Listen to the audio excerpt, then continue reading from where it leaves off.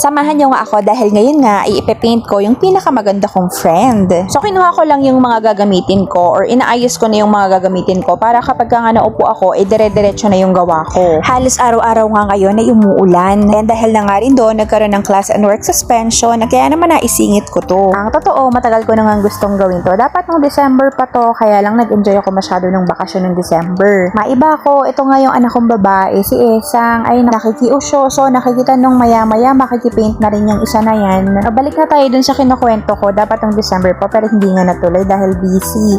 Tapos, dapat nga gagawin ko to nung bakasyon. Nung summer vacation ba? Kaya lang yun nga, nag-enjoy din ako kasama yung mga anak ko. Actually, yung buong family ko, kasi bibihira lang naman mangyari na nandito lang ako sa bahay. Kasi kapag kami pasok ako, hindi ko nasusulit yung time ko kasama sila. Ang sabi ko sa kanya, magiging birthday gift and Christmas gift na to. Isama na natin yung Valentine's kasi nga dumaan na rin yung February. Pero yun nga, natapos yung birthday niya and hindi ko pa rin natatapos or nagagawa ito. Pero sa wakas, ngayon ay nasimulan ko at natapos ko na rin. Sa totoo lang, kapag gumagawa ako ng portrait na ganito, pinakamatagal na yung 4 na oras. Ang kailangan lang talaga ay maiset ko yung mga gagamitin ko para dire-diretso yung magiging gawa ko. At isa pa sa pinaka-importante, kailangan mapatulog ko muna yung bunso ko para makapag-dire-diretso din ako ng gawa. Ito nga bilog na canvas ito ay nakalaan para talaga kay Marcy. Naipangako ko nga kasi ito sa kanya dahil ipinag-host niya kami or pinag-MC niya kami nung birthday and binyag ni Johan. Sobrang natagalan na nga, nahihiyaman ako pero kasi naman simula nung nagpasok ko, ang daming gawain.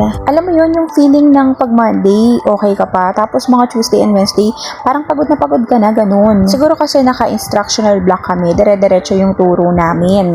Diba kapag instructional block, uninterrupted dapat. Nagkataon pa, nagtitrain din ako nung ilalaban sa journalism. So yung obligasyon ko ay nadoble, nagsa-struggle din ako kasi pagdating ng hapon, kailangan ko pang mag-pump. Bale, yung tinatrain ko nga sa journalism, sa umaga ay 3, sa hapon ay 1. Sa umaga nga, nagsa-start akong mag-train ng mga bata ng 9:30, 3 sila. So, nasasabay sila sa klase ko ng morning session. Bale, ang start naman ng klase ko noon ay 9:55 hanggang 11:25. So, yung 11:25 na yun, kailangan makababa ako ng 11:30 kasi 12 ay may klase na ulit ako. So, in short, ang lunch break ko ay 11:30 to 12. Dati nagpapump pa ako, pero dahil nga nagagahol ako ng sobra, nag-stop na ako. Ang ginagawa ko na lang oras ng pump ko ay yung vacant ko sa hapon, which is 1:40. Pagdating naman ng 2:30 ay babalik yung isa ko pang tinitrain. So, ititrain ko siya mula 2:30 hanggang 4 habang may klase ako. So, bakit nga ba naging ganun yung setup o yung oras ng setup ng time namin? Kasi nga kulang yung rooms, kaya shifting kami. Meron pang umaga and meron ding pang hapon. So, yung mga pang umaga, hindi sila pwedeng maistorbo sa klase nila, kaya bumabalik sila sa hapon. Ganon din naman dun sa mga pang hapon na tinitrain ko, hindi sila